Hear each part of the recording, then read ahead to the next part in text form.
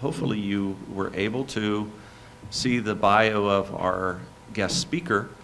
I first met Amy in 2008. Her and her colleague came into the Alliance and were talking about how they were introducing a program through some various sponsorships and a very set and determined way to help communities enhance themselves with economic development, to take advantage of their bicycle trails particularly, but outdoor recreation in general. One thing I noticed about Amy was her very sharp wit, but most importantly, her dedication to what she really believes in. And this program was I would just say a linchpin, hopefully for her, but she has gone on to expand herself with entrepreneurism in her own consulting work, and now she gets to help many communities and states, and I believe even internationally. So we are very privileged to have Amy available to come and talk to you all a little bit about what we believe is a very strong direction for us all to go and that we've been going in, and hopefully she'll solidify that with you a little bit. But would you please give a warm Oil Region welcome to Miss Amy Camp.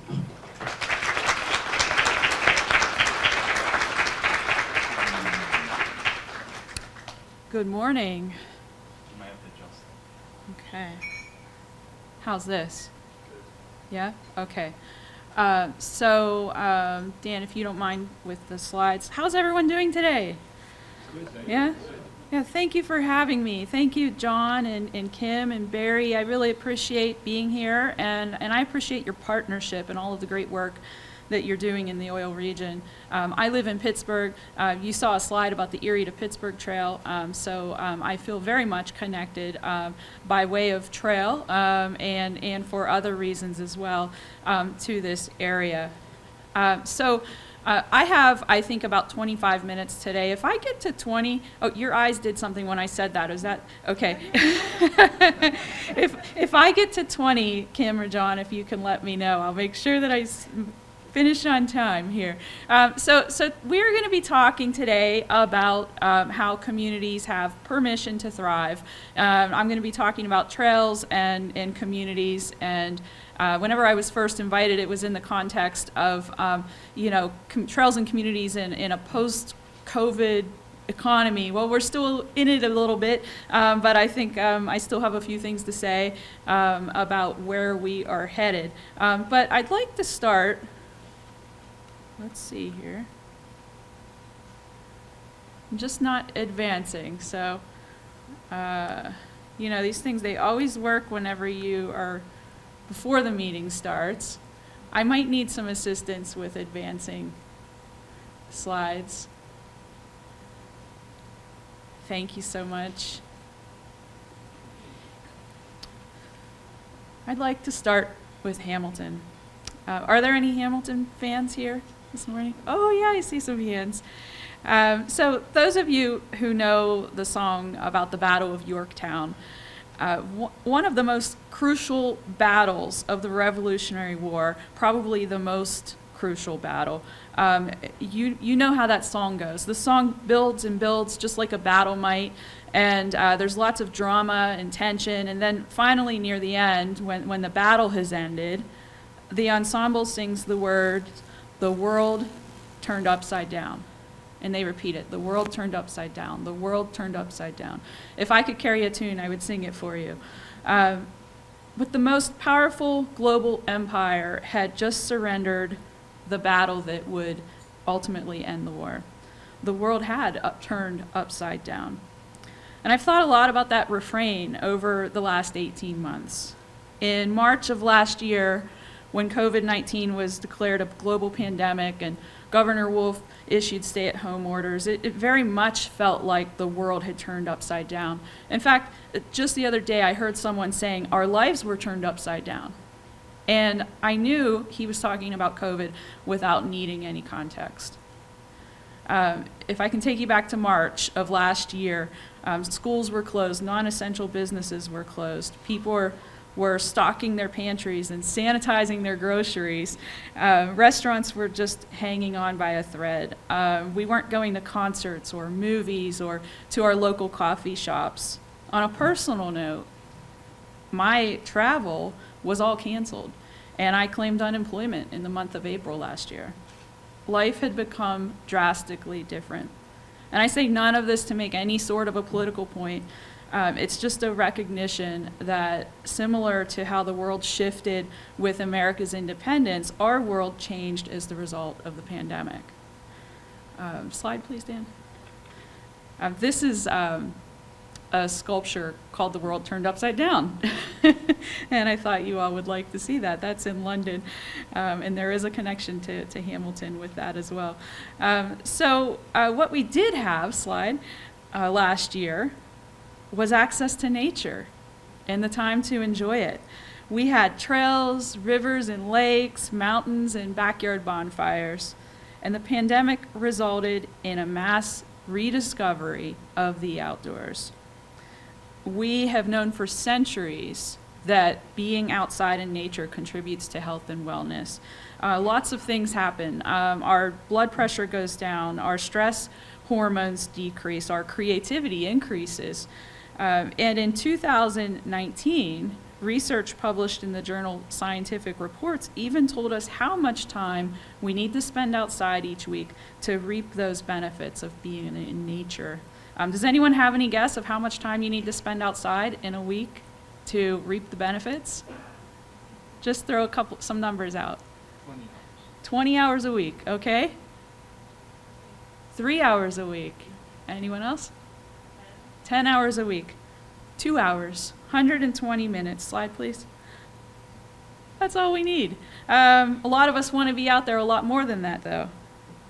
And so beginning in March of last year, a lot of people now had the time and desperately needed the healing qualities of the outdoors.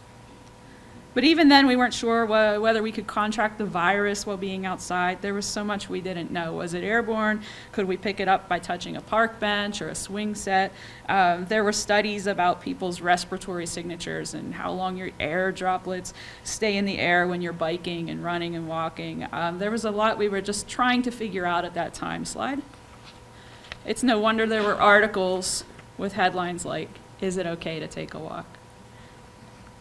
This is all to say that life did change last year rather significantly, and that includes for trails in the outdoor economy.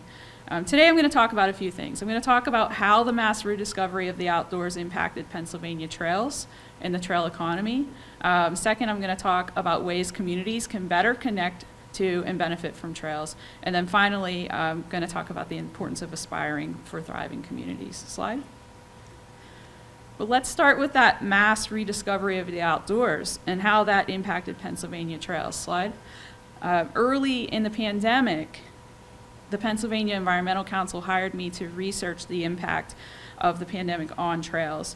And so what our team did was we surveyed trail managers in the spring and again in the fall. And we talked to them and learned from them about what they were experiencing right there on their trails, because they know trails better than any of us.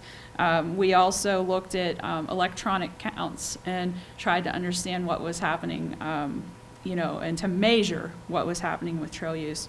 But those managers, they shared stories of overflowing trails and parking lots, increases in litter and illegal uses, stories of I told you that part already, delayed maintenance, delayed construction, losses in revenues to their trail organizations.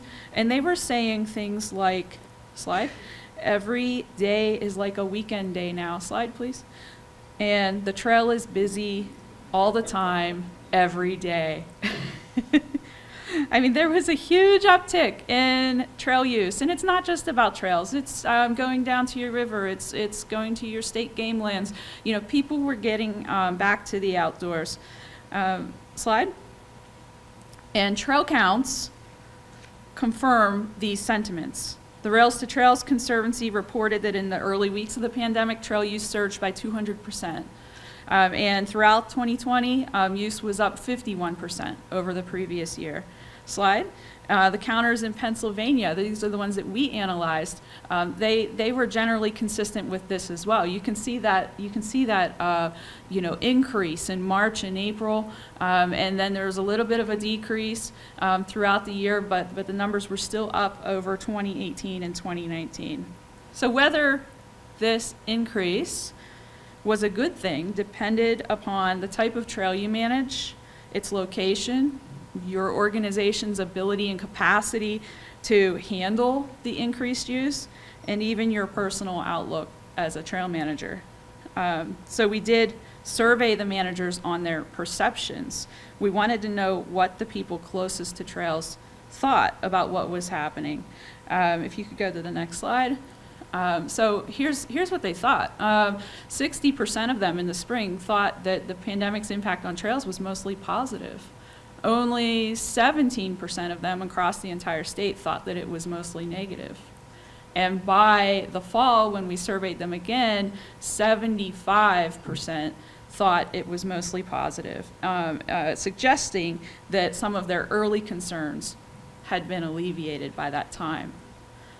The perception varied based on length. If you had a longer trail that was a destination type trail, you were losing tourism. You were losing, visitors coming to visit your trail.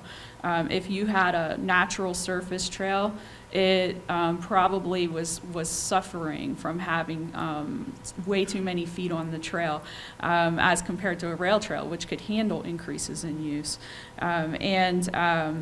If you were in one of the state's most populated areas, the overcrowding was a real concern for people. I'm happy to say that trail managers here in Northwest Pennsylvania reported the most positive outlook in both the spring and the fall surveys. I haven't had a chance to talk with any of you in great detail about this, but I would feel comfortable saying that increased trail use in this area was a positive thing. So a couple of other things on this slide. Managers also told us that trails were being perceived as positive outlets in their communities. 9 out of 10 managers told us that. And 80% of managers told us that they were seeing new people out on the trail, new demographics. And so for those of us who do work in trails, that's everything we've always wanted. We got it all at once, but it's everything that we always wanted, was getting more and new people out to enjoy nature. Slide, please. It's worth noting that the pandemic's impact on the outdoor economy wasn't entirely clear. Bike shops, which were deemed essential businesses because bikes serve as a form of transportation, were swamped all year long. However, just as they were as busy as they had ever been, there were other trail-serving businesses that were struggling to keep afloat. If you can think of businesses like outfitters, shuttle services, B&Bs, and trailside cafes that normally rely upon visiting trail users, they lost a significant source of income last year. It picked up a little bit later in the season, but it was a tough year obviously for a lot of reasons, but it was hard on the trail economy as well. Next slide. Among the kinds of problems that surfaced or were made worse last year, you're looking at them, overuse and crowding, trip cancellations, losses in revenues and sales taxes. Some trails even closed in more populated areas. There were definitely some hardships. So although trail managers' outlooks were generally positive, 2020 was a tough year to be caring for trails. Our report title was Increased Use, Added Strain, and a Newfound Appreciation. I think that tells the story pretty well.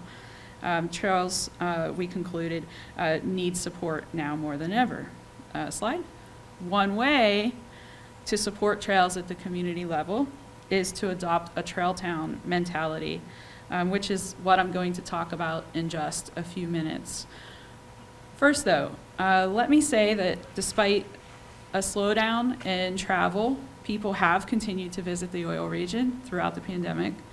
And I want to talk to you about one such couple. But first, if everyone in the room could raise your hand. Everyone. Okay, very good. Now, keep your hand up if you've ever written a letter to the editor. Okay. Continue to keep your hand up if it was positive in nature. Oh, wow, you are writing positive letters, except for John. Okay, one more. Continue to keep your hand up if you sent that letter to a publication located in a place that you've visited, meaning someplace other than your own local newspaper. A few hands. I see 3. Okay. So I have an aunt who lives in Franklin, Nancy Sheddick. Her son is Doug Fazell. Some of you might know him. She sent me a newspaper clipping earlier this year.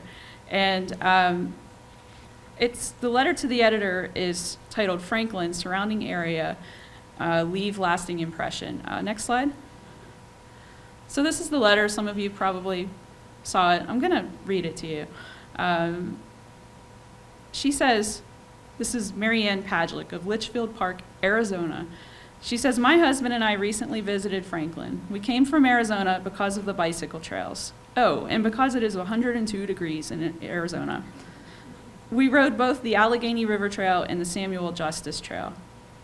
It is clear that all the surrounding communities support the bike trails with the resources and volunteers. Signage was clear, and the trails are in great condition. We are enchanted with the area. Franklin is a delightful town. We ate at several local restaurants and stayed in a local hotel. The downtown Franklin is full of interesting shops and, in better times, local live theater. I understand that hiking trails are also abundant, not to mention boating and fishing. Although we did not visit surrounding towns, they all seem equally full of history and vibrancy. This outstanding recreation area is a well-kept secret, which will not be a secret much longer. We'll be back. Did anyone see that whenever it was? Yeah, lovely. Mary Ann lives 2,100 miles from this area, and she was so stricken by this place that she wrote that letter. It's letters like this that tell me that communities in the oil region have been doing great work in the realm of trail towns. Next slide. So some of you don't really know what a trail town is, but you are living in them. A trail town is a community through which, I can't really read that, it's just like a few feet too far away from me. It's a community through which a trail passes that supports trail users with services, promotes the trail to its residents, and embraces the trail as a resource to be protected and celebrated. If you're looking at the pyramid, you know, it's a town along a trail that embraces its trail and outdoor recreation at some level. And there's a trail economy that builds up around the trail. And most importantly, the community sees the trail as being integral to its identity. There's a pride of place. There's a pride of having, this, resource in your community. And that essentially is what it means to be a trail town. Slide. Another way of putting it, I heard somebody once say that to be a trail town is to make the decision to pay attention to trails.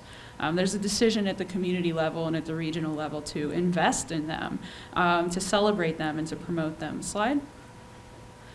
And so John was talking about the Trail Town program that I worked for back in the mid-2000s.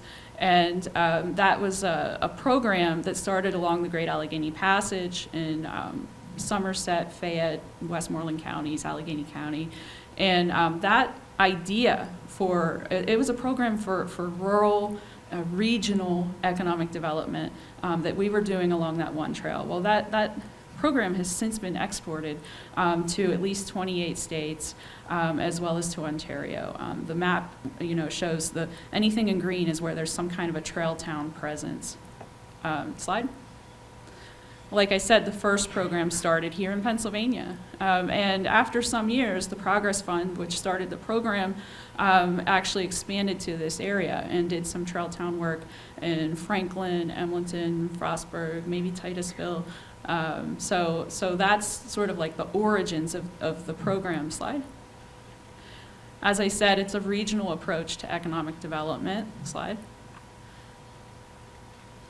And the numbers show that trails really do benefit regional economies. We were doing research, throughout the life of the program. There was research done before we even started, and you can see that there were like increases in economic impact attributed to that trail system over the years, and the numbers now, almost a decade later, have increased even more. Slide. But here's the thing, the economic piece is really important. It's the hook that gets people interested. It matters for our economy. Trails and tourism bring new life into our communities. But what I noticed over the years was an overemphasis on that one benefit, that economic benefit, and started to turn to thinking a little bit more broadly about the benefits of trails. Led mostly by this quote by Otto Leopold. He said, "A system of conservation based solely on economic self-interest is hopelessly lopsided." Slide. And so for that reason, I wrote Deciding on Trails, going back to the idea that communities face the decision to invest in trails. Go ahead with the slide. And in the book, I outline, and talk about the history of trail towns and what that has meant for communities around the country.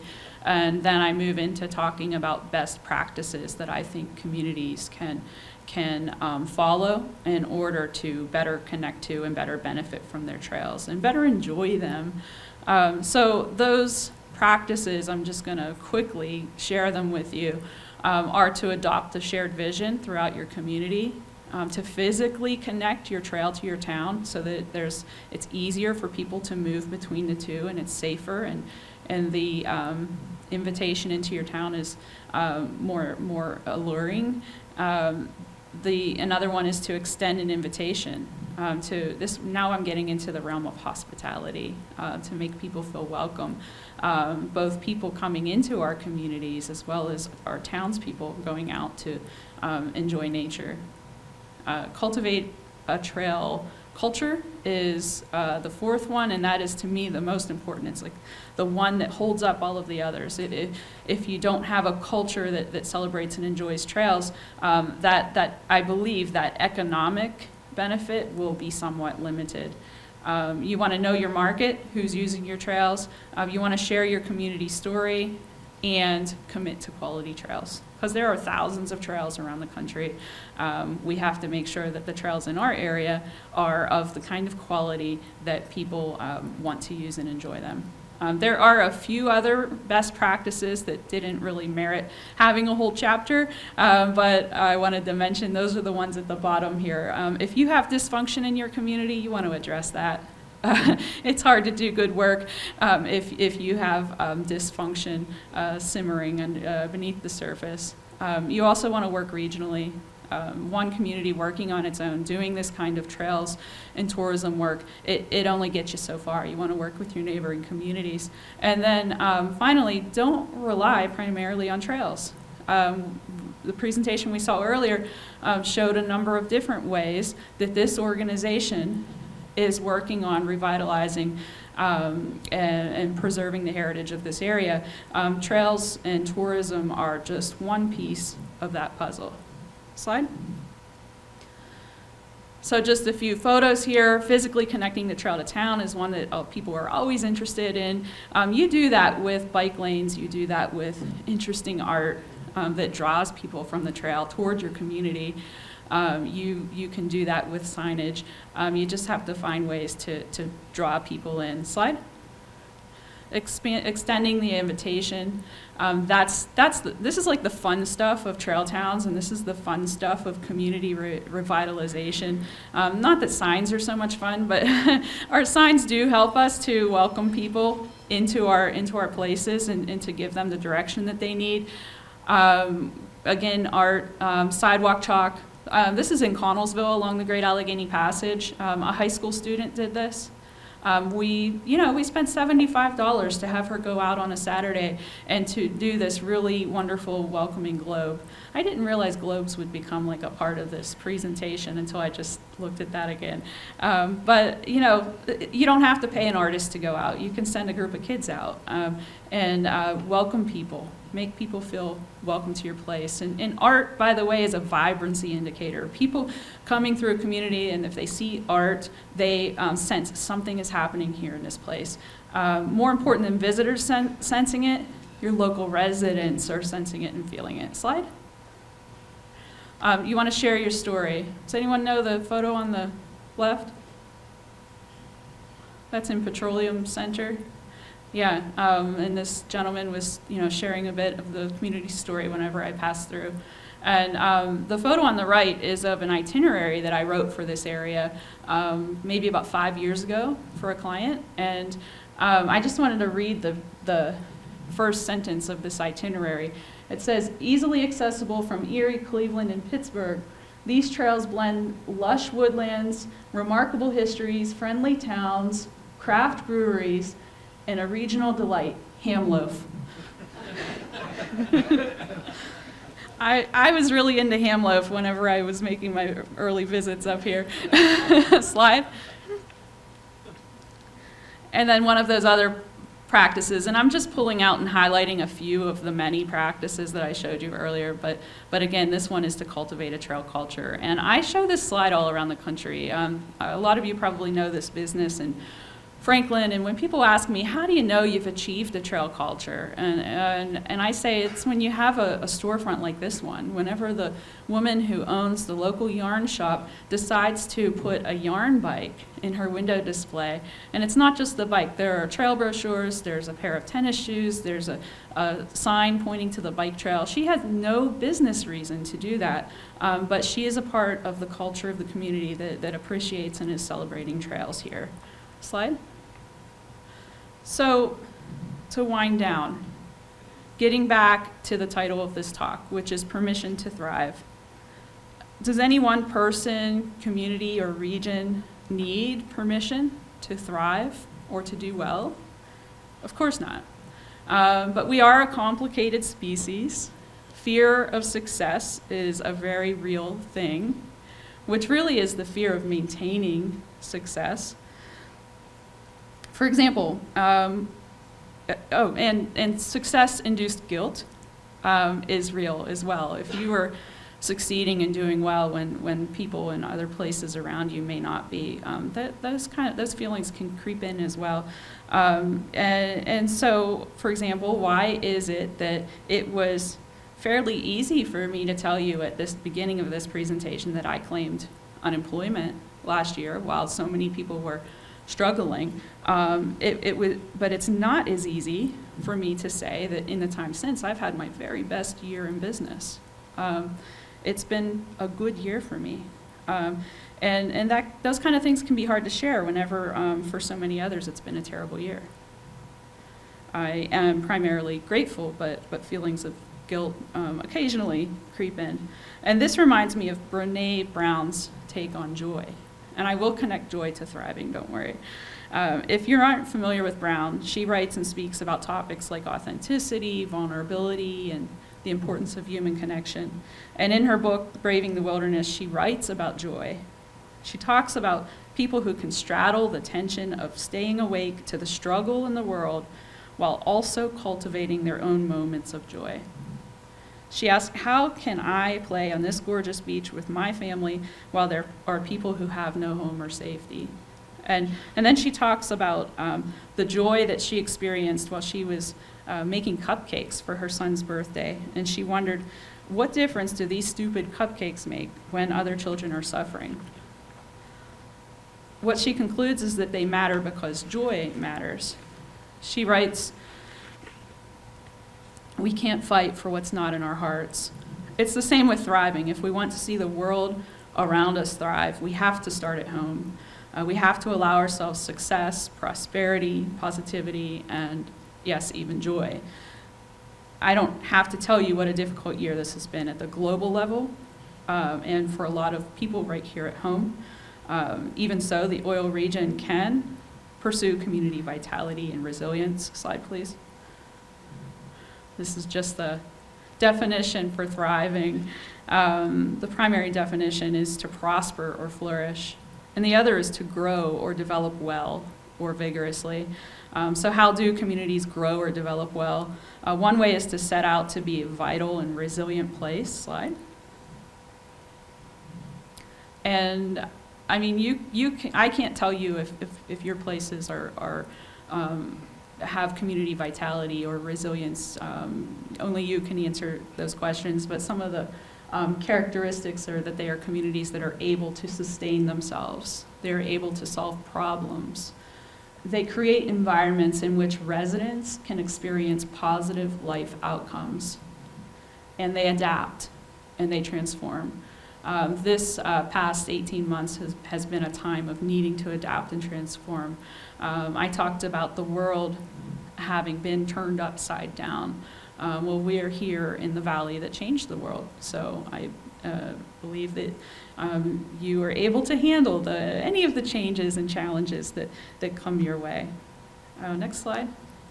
Another way of thinking about strong communities, vital communities, is there's a program called Community Heart and Soul that goes into communities around the country, and I don't represent that program or anything, but I like the way they think about community change. To them, it's a resident-driven process that engages a town's entire population in identifying what they love most about their community, what future they want for it, and how to achieve it. And these are their tenets. Involve everyone, focus on what matters, and play the long game. Slide. Speaking of involving everyone, involve artists, involve youth, involve everyone, unexpected partners. By the way, I just coincidentally have interacted this year with two artists who moved to Oil City this year and reached out to me just to talk with me about trails and community development. Matthew Brew is one of them, and Marcy Hull is the other. So you have a lot of people who are deciding to, put down roots in this area and invest in this area. So I think that really brings me to the end. I might have one more slide. So this is in Franklin, one lovely foggy morning that I was here a couple of years ago. And I want to remind you that it only takes 120 minutes outside to reap the benefits, the health and wellness benefits of nature. So I hope that today is Thursday. I hope that tomorrow, Saturday, Sunday, you have a chance to get out there and enjoy your lovely area. Next slide. Thank you very much. Please connect with me on my website and social media, and it's been a real honor to be here. Thank you.